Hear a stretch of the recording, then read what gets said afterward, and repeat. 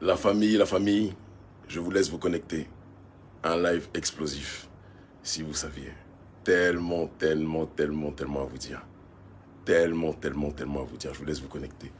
Mais une chose est certaine, chère famille, on a plus que jamais touché notre cible.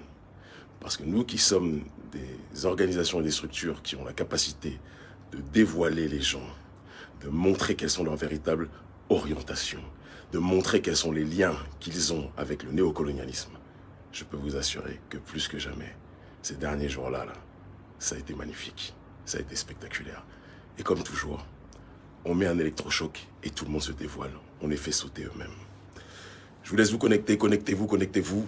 Live explosif. Certain nombre de points qui vont être évoqués. On va parler en premier lieu du Mali, d'accord? L'extraordinaire Mali. On va parler du Tchad. Et on va parler de l'hystérie de la France-Afrique et de ses agents dans le pays de la patrie des hommes intègres. Il y a trop de choses à dire dessus. On est en direct de Ouagadougou. Connectez-vous, connectez-vous, connectez-vous. Je vous aime fort, je vois les messages, la famille, bien sûr, plus que jamais. Toujours debout, toujours en première ligne. Vous m'excusez, j'ai une voix un peu cassée parce que j'ai bu une boisson très très fraîche ici à Ouagadougou. Et donc, c'est lien de cause à effet. Quand vous buvez trop frais, parfois dans des pays très chauds, le glacé, ça peut vous entraîner un petit mal de gorge. Mais ça ne m'empêchera pas de prononcer notre message. Je vois que vous êtes connectés, c'est le début. Est-ce que je commence là maintenant? Hello Sonia, j'espère que tu vas bien. Hello Hugues Olivier. Hello Céline Anaïs. Bonjour la famille, moi aussi je vous aime très fort, plus que jamais. On mène le combat, on continue. On a dit que partout on propage le message de la révolution panafricaine, partout, partout. Même sur des terrains qui sont contrôlés en grande partie par le néocolonialisme français, on dit ce qu'on a à dire, on fera ce qu'on a à faire. Personne ne nous empêchera jamais d'être ce que nous devons être et de dire ce que nous devons dire, parce que nous sommes une génération qui ne se couchera pas. Alors, on va commencer par parler du Mali. Comme je l'ai dit, Mali d'abord en première partie, deuxième partie le Tchad, et troisième partie, nous allons parler de ce qui se passe actuellement au Faso, où j'ai beaucoup à dire, avec le bonheur, avec le plaisir, avec le sourire, parce qu'ils ne se rendent même pas compte, mais ils sont en train de nous donner une victoire incroyable et écrasante, en se comportant comme des vassaux, ceux qui sont en train de s'exciter là, les vassaux du néocolonialisme. Et nous, on boit notre gingembre avec délice. Alors, pour parler du Mali, décision historique, décision courageuse, décision patriotique, décision panafricaniste, décision vraiment héroïque de cette patrie qui est devenue le Mali, la patrie des hommes et des femmes intègres. Le Mali est devenu la patrie des hommes et des femmes intègres. Au XXIe siècle, le Mali est devenu cette patrie. Les gens qui ont chassé RFI, France 24, vous n'avez pas vu des agents d'influence? Oh mon Dieu, ils ont osé chasser des médias français. Non. Pays d'hommes, de femmes dignes, de gens courageux. Hein? Assimi Goïta, force à toi, mon cher frère. Sadio Kamara, ministre de la Défense, force à toi, mon cher frère. Le Premier ministre, Choquel Maïga, force à toi, mon cher frère. Adama Bendiara, mon petit frère, force à toi, mon cher frère. Bassaro Silla, le général de la rue, président d'Urgence panafricaniste et cofondateur du mouvement Irrévolo, force à toi. Et bien évidemment, Founé et tous les autres qui se battent, force à vous. Le Mali est en train de donner une direction, de donner une orientation par rapport à la résistance politique, parce que c'est une résistance populaire à laquelle nous contribuons évidemment à travers nos actions de terrain un peu partout. Et nous menons ce combat aux côtés de ceux qui risquent leur vie là-bas. C'est important de le dire. Le Mali, en sortant du G5 Sahel, a donné une leçon à tous les Africains qui sont courbés, qui, dès qu'ils voient l'Occident, sont en train de japper comme des animaux de compagnie qui attendent leur os à ronger. Le Mali s'est comporté avec dignité. Le Mali s'est comporté avec intégrité. Le Mali s'est comporté avec fermeté. Vous ne nous respectez pas et vous attendez que nous, autres Africains, nous vous respections? Jamais de la vie. Ça, c'est le comportement d'une nation digne. Ça, c'est le comportement d'une nation qui est pour le panafricanisme au XXIe siècle. C'est que Cuba était dans les années 60 pour la résistance internationaliste des damnés de la terre. Le Mali est en train de devenir ça pour la révolution panafricaine. Et nous, nous exportons cette révolution partout où nous pouvons. Les trois quarts du temps, évidemment, on mobilise les foules. On est dans certains endroits où, évidemment, on va rencontrer des gens qui sont parfois manipulés, parfois qui font l'objet de démobilisation voulue par les agents de l'oligarchie d'Occident. C'est de bonne guerre, c'est le combat. Quand on dit combat, on ne parle pas de facilité. On parle d'obstacles que les gens mettent face à nous, mais qu'on enjambe toujours. Parce que notre objectif, c'est de dévoiler le système néocolonial. Et bien souvent, on n'a pas besoin de faire trop d'efforts, il se dévoile eux-mêmes. Dès qu'on fait une petite pichenette et qu'on fait un petit électrochoc, parce qu'on sait comment il fonctionne. On connaît la psychologie des gens. On connaît la psychologie des foules. On savait que ces gens-là allaient se dévoiler d'une façon ou d'une autre, et c'est ce qu'ils font. On va y revenir tout à l'heure sur la partie sur le Faso. Donc en tout cas, acte historique du Mali. Acte historique du Mali. Sortir du G5 Sahel, sortir, faire quitter RFI, France 24 et les médias néocoloniaux français, les médias de ce que j'appelle conceptuellement parlant la France-Afrique, c'est ce qu'on appelle des actes historiques. C'est ce qui doit être effectué et c'est ce que nous allons appliquer partout où nous irons dans le monde. Les médias du système néocolonial, dehors. À partir de maintenant, c'est la décision qu'on a prise. Mali, courageux, nous sommes tous maliens aujourd'hui. Être panafricain aujourd'hui, c'est être malien. C'est important de le dire. C'est la dignité incarnée, matérialisée par la patrie de Modibo Keïta, par la patrie de notre peuple. C'est extrêmement important de le dire. C'est la patrie de tous les Africains dignes qui se lèvent et qui résistent. Donc merci le Mali. Une leçon, une claque, une orientation pour tous les lâches. Excusez-moi, je vous ai dit que j'avais la voix un peu cassée. Pour tous les lâches qui défendent les intérêts français. Le Mali, on est ensemble. Deuxième partie dont il faut parler, le Tchad. Notre message est en train de prendre un peu partout. Des courageux activistes se sont mobilisés pour exprimer leur refus du néocolonialisme français. D'accord? Pour expliquer que plus que jamais, nous ne voulons plus de cette France-Afrique qui pille nos ressources, qui pille nos richesses, qui asphyxie notre peuple, qui corrompt les médias, qui corrompt cette intelligentsia que nous peut qualifier d'intelligentsia d'élite comprador, comme le disait Sankara. Nous ne voulons plus de ça. Et donc au Tchad, dans un pays où on condamne normalement les coups d'État soi-disant militaires, mais on a toléré le coup d'État du fils du président Déby, d'accord? Cette mobilisation historique et héroïque est plus que jamais saluée par le courant panafricaniste. Je salue ceux avec lesquels nous travaillons depuis un temps, d'accord, officieusement sur le terrain, qui se reconnaîtront et qui contribuent grandement à ce que le combat puisse se mener avec efficience, avec clarté. Et nous sommes là plus que jamais pour amplifier, accentuer et relayer. Force à vous. Et ce n'est que le début. C'est ce que je vous annonce. Beaucoup de choses sont prévues en ce qui concerne le Tchad. Les vrais le savent. Troisième partie, la partie la plus croustillante, le Faso. La patrie des hommes intègres, sous Thomas Sankara. La patrie des hommes intègres, de ceux qui étaient prêts à risquer leur vie pour le principe de la souveraineté, de la dignité, de l'intégrité, de l'Afrique, des Africains de manière générale, et qui refusaient la soumission vis-à-vis de l'oligarchie d'Occident. C'est important que je vous dresse un petit peu un bilan, un petit peu à l'instar d'un Tché. Alors on ne se compare pas au Tché, hein. Moi c'est Kémy Séba et ça me suffit amplement. C'est déjà beaucoup de responsabilités. Le Tché avait décidé d'exporter la révolution cubaine un peu partout en Amérique latine et dans le monde, notamment au Congo. Partout où il pouvait allumer des foyers de révolution, il le faisait. Et c'est ce que nous faisons et c'est ce que nous ferons partout. Nous réunissons des foules partout. Il arrive des fois où nous tombons sur des situations où tout est fait pour essayer de démobiliser les gens. C'est connu. Pour la première fois en 20 ans, je devais arriver normalement 4 jours avant cette mobilisation, comme on le fait partout, hein, d'accord? Et mon vol a été annulé. Ça ne m'est jamais arrivé à 2 reprises. On mettra ça, puisqu'on ne veut pas faire les complotistes, sur le dos de problèmes techniques. Donc je n'ai pas pu organiser les choses en amont, ce qui est assez rare. Et je n'ai pas pu me déplacer comme je le voulais. On me disait c'est bon, ça va être déplacé à tel jour. Finalement, j'arrive l'autre jour, c'est encore annulé. Et finalement, j'arrive le jour de la mobilisation à 16h30, alors que la mobilisation commence à 14h. C'est du jamais vu dans le cadre de notre combat. Si j'étais parano, je dirais que certains avaient beaucoup d'intérêt à ce que je ne puisse pas faire cette mobilisation et l'organiser. D'autant plus que la veille de la mobilisation, les agents de la France-Afrique ont été extraordinaires. Il y a un document officiel qui sort de la mairie de Ouagadougou qui a été publié partout sur les réseaux et qui disait que la mobilisation était interdite et que Kémy Séba ne viendra pas. Ainsi que mon petit frère Adama Bendia, connu sous le nom de Ben le Cerveau. Ben qui n'a finalement pas pu venir, donc j'ai décidé de venir quoi qu'il arrive.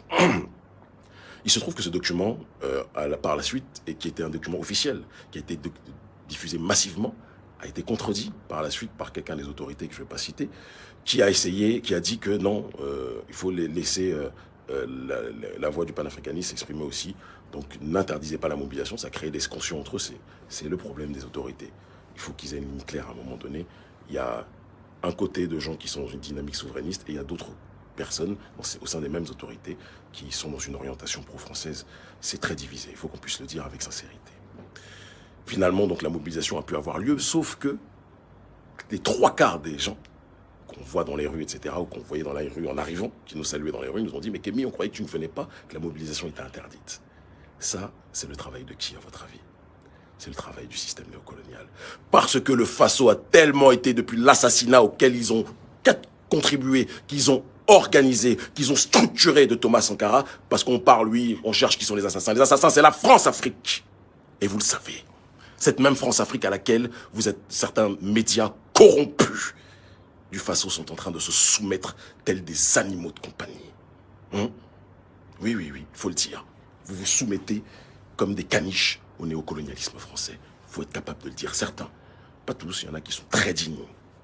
Et je les salue, d'accord? On m'a envoyé certains communiqués de journalistes très courageux, mais beaucoup sont financés par les agences françaises de développement, etc. Et donc, par conséquent, défendent leurs intérêts. Moi, on va être clair, hein.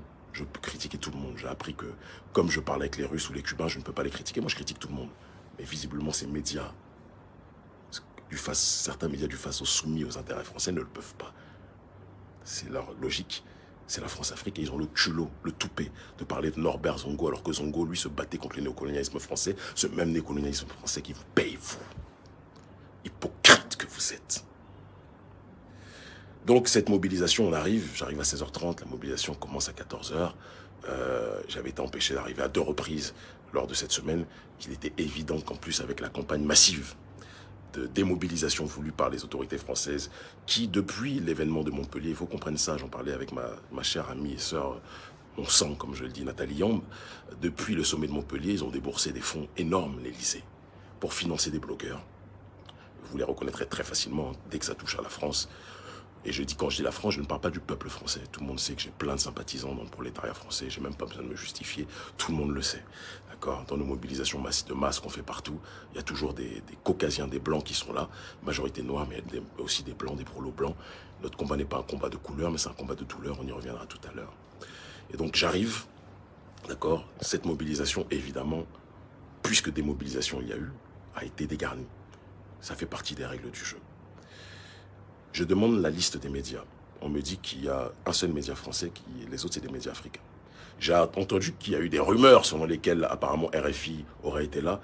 Les imbéciles qui disent ça savent très bien que si, et je dis bien les imbéciles, parce que vous êtes des manipulateurs, des hypocrites et des lâches, ceux qui attaquent RFI de manière publique, de manière constante, ainsi que France 24, vous les connaissez. Ils sont devant votre écran, là, vous êtes en train de regarder, patiemment, en buvant votre eau. D'accord? Donc vous savez très bien que si j'avais su que RFI était là, que le journaliste ou la journaliste soit noire, blanche, verte ou violet, j'aurais dit à RFI de dégager. Il se trouve que la liste qui m'a été donnée, sachant que je suis arrivé en retard, était la liste où il n'y avait qu'un seul média français qui était exposé. C'était le média TV5 Monde, d'une journaliste qui travaille aussi pour, je crois, Radio France Monde ou quelque chose de ce style-là, donc les France Inter, etc., etc. Si je me trompe, on me dira que je me trompe, j'accepte la nuance, il n'y a pas de souci. Mais en tout cas, elle travaille pour TV5. Et tous ces médias-là, TV5 qui passe son temps à dire Kémy Séba, incitation à la haine raciale, qui a été condamné pour incitation à la haine raciale, Kémy Séba, l'extrémisme panafricain, bref, tout ce genre d'ineptie. Associé aux autres médias France 24, RFI, BFM, le torchon Le Monde, le torchon néocolonial Jeune Afrique, qui passent leur temps à nous diaboliser, mais qui ne nous laissent jamais, il faut qu'on puisse le dire, sur leur plateau, en direct, nous exprimer. Jamais ils nous laissent nous exprimer. Et c'est de bonne guerre. Moi, j'ai pas envie de toute façon d'aller mendier une place chez les autres. Mais vous nous attaquez et vous pensez qu'on va vous ouvrir, comme certains peut-être de l'ancienne génération le faisaient, nos portes pour que vous puissiez venir prendre des images sans nous donner la possibilité de dire ce que l'on pense et par la suite, nous diaboliser. Mais vous nous prenez pour des macaques ou quoi? Vous croyez qu'on est de la génération des gens qui se soumettent à vous aveuglement ou quoi? C'est pas parce que vous avez dans certains pays des gens qui, dès qu'ils voient l'homme blanc ou la femme blanche, ils claquent des fesses. On dirait qu'ils sont dans des gesticulations de l'anus, des circonvolutions de l'anus. C'est pas parce que certains sont comme ça que tous les Africains sont comme ça. Moi, je ne juge pas les gens sur leur couleur, je juge les gens sur leur honneur. Et ceux qui travaillent pour les médias français néocoloniaux sont pour moi non pas des gens de la presse, mais ce sont des gens de la prostitution médiatique. C'est des prostituées. Et je ne les respecte pas. Qu'ils soient noirs, violets, blancs ou autres. Certains m'ont dit, Kémy, tu dis ça, mais si ça avait été Claudie Sillard ou Alain Foucault, moi je vous dis très clairement, tout comme la journaliste blanche Fanny qui est venue, si Fanny veut venir en tant que citoyenne humaine, assister à un meeting, il y avait trois autres blancs dans le meeting, ils ont assisté à la mobilisation de samedi, certains ont même pris des photos avec moi. Donc faire croire que c'est une mobilisation anti-blanche, c'est des histoires de macaquerie, et vous ne nous aurez pas. C'est-à-dire qu'on a été infériorisé par le système occidental. Mais le problème, le drame, c'est que vous finissez par vous comporter exactement de la façon dont le système occidental a fini par vous façonner. Ils ont dit qu'on se comportait comme des êtres inférieurs soumis à eux. Mais c'est ce que certains d'entre nous font. On a dit que nous ne voulions pas que TV5 monte et que les médias de la France-Afrique restent. J'ai dit que si certaines personnes viennent en tant que citoyens normaux, ils peuvent être acceptés. De la même façon que si Sillard, Foucault ou autre, ou la Fanny en question, on m'a dit, je reviendrai après sur la Fanny, veut venir en tant que simple citoyenne assister au meeting, les portes sont ouvertes. On a un grand cœur, on n'a pas besoin de le prouver. Nous sommes le peuple le plus empathique de l'histoire de l'humanité. Vous le savez. Nous sommes le peuple le plus résilient.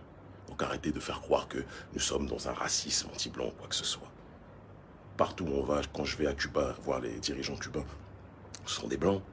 Quand je vais en Russie voir les dirigeants russes, ce sont des blancs, oui ou non? Quand je vais voir les Turcs, ce sont des blancs, oui ou non? Donc pourquoi je vais être anti-blanc quand ça vous arrange, mais quand je vais voir d'autres types de blancs, ça ne vous arrange pas? Vous êtes des hypocrites. Vous êtes des manipulateurs. Mais ça ne prend plus. Ça prend sur les blogueurs, les africtivistes, les agents d'influence, les prostituées de Twitter, ou de certains de Facebook qui sont contredits massivement parce que aujourd'hui, ce qui me réjouit, c'est que je vois la jeunesse ne se laisse plus manipuler. Partout dans les rues où on marchait, les gens disent « Kémy, Kémy, Kémy, il faut continuer. Tu as mis le doigt là où ça fait mal. » Mais on va continuer. Dans mon livre, mon dernier livre, L'Afrique libre ou la mort, il y a un prochain qui sort bientôt d'ailleurs, je parle de la violence symbolique. Nous, on ne s'attaque pas physiquement en termes de violence aux gens. À une époque, j'étais dans l'autodéfense. Aujourd'hui, j'ai compris la puissance de la violence symbolique. On s'attaque à des symboles. Les médias coloniaux, ce sont des symboles.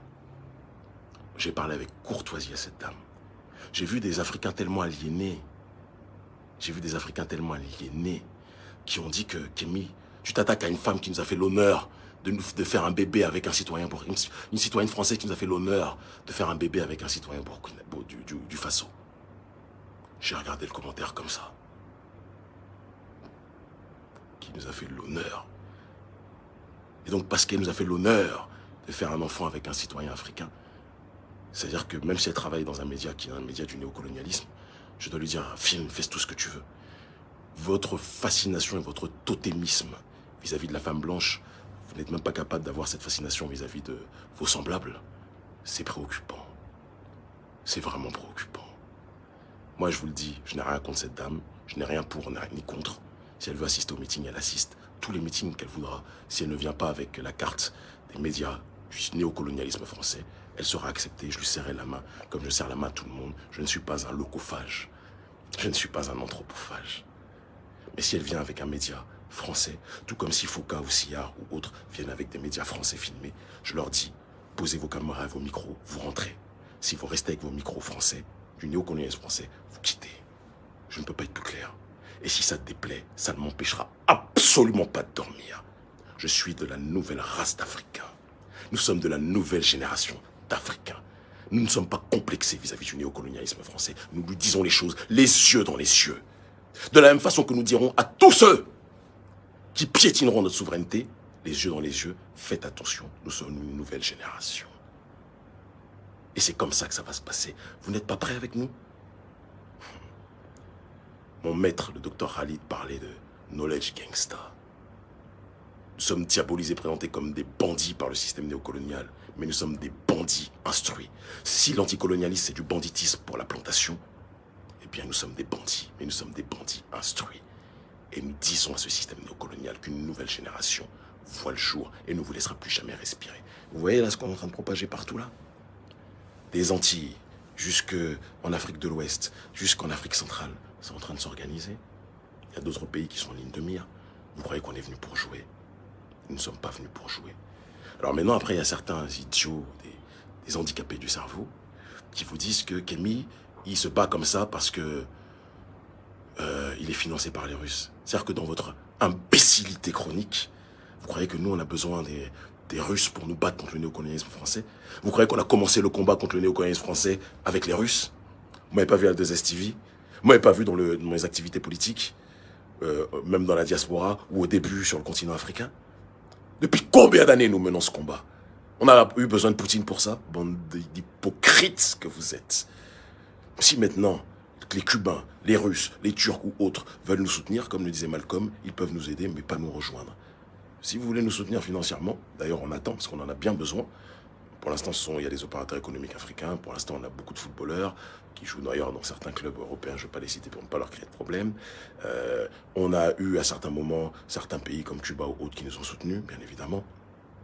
Et si les Russes veulent nous soutenir réellement, qu'ils le fassent. D'accord? Il n'y a aucun souci. On a besoin. On ne va jamais s'en priver. C'est vrai que ceux qui disent que nous sommes pro-russes aveuglement, ce sont ceux qui disaient que dès que Lumumba était contre l'Occident, était prêt à parler avec les soviétiques, ça veut dire que Lumumba était un pro-soviétique.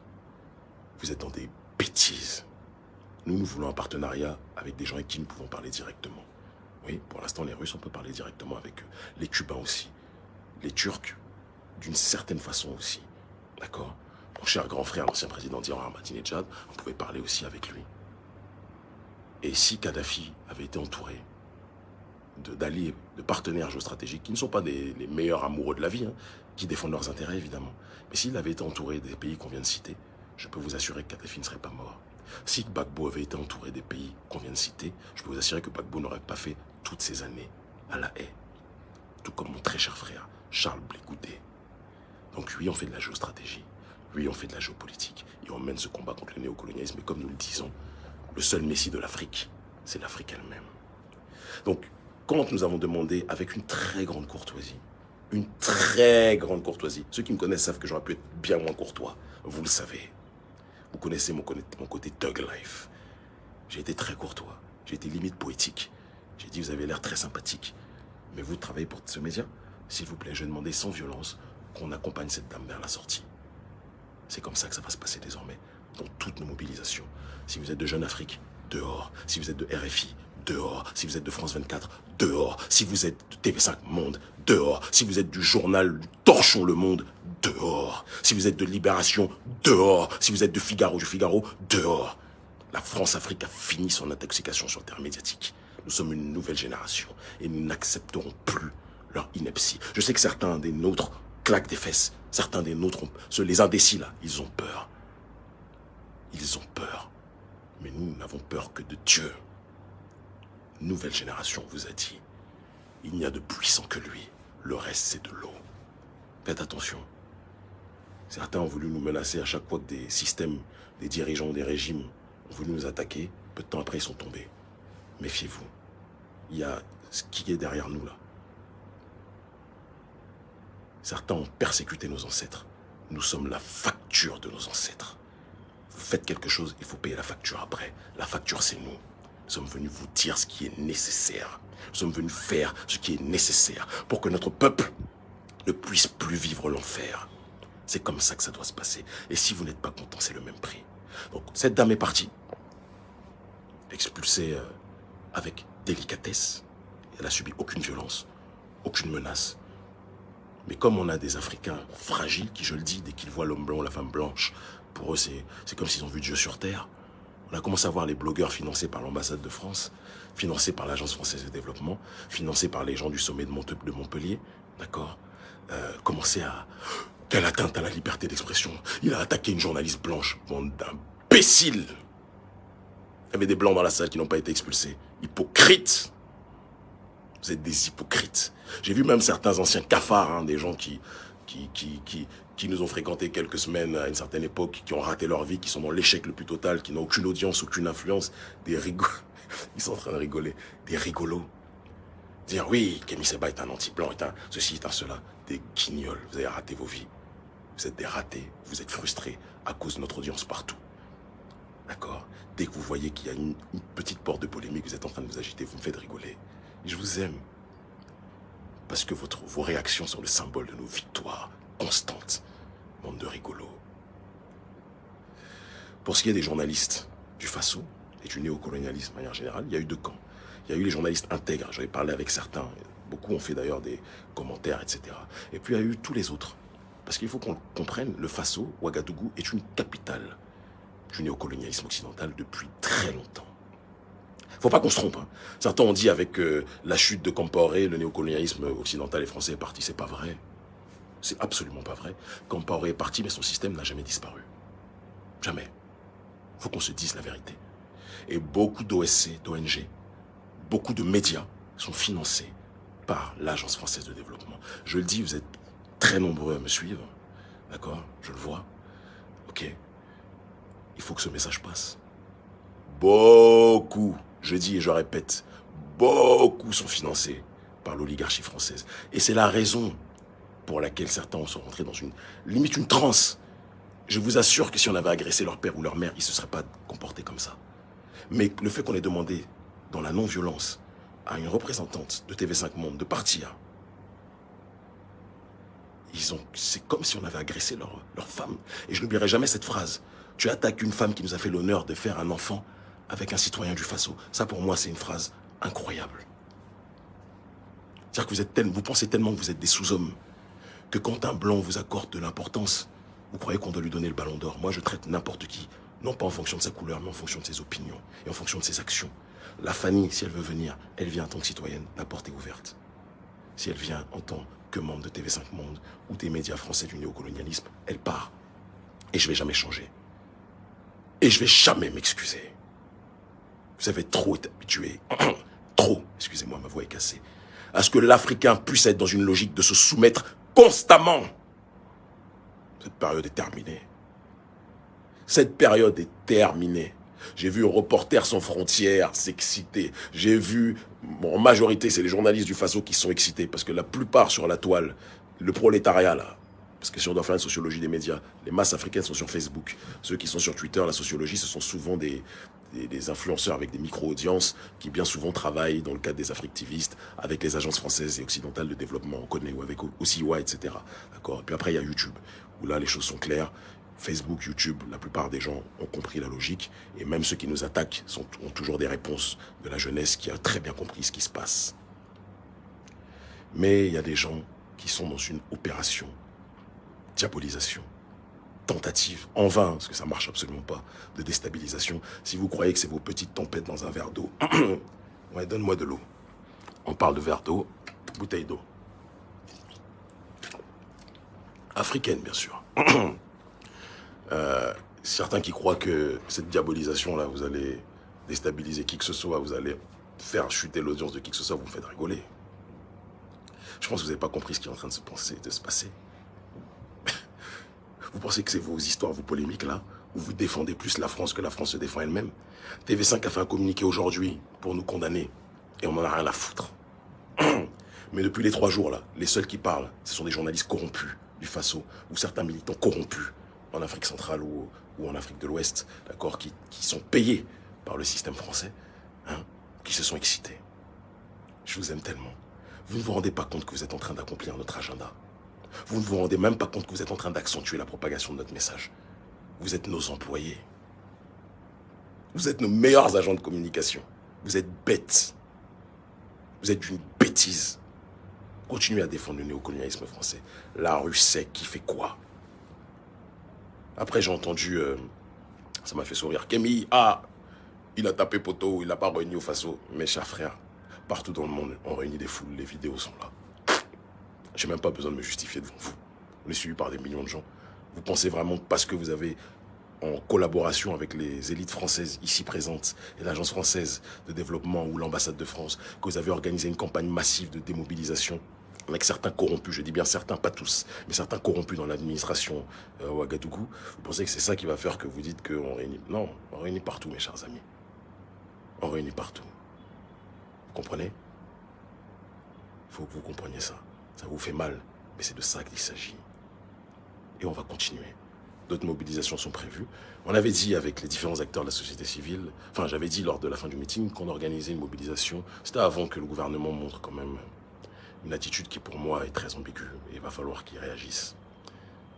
Pour moi, il va falloir que certaines choses se rectifient.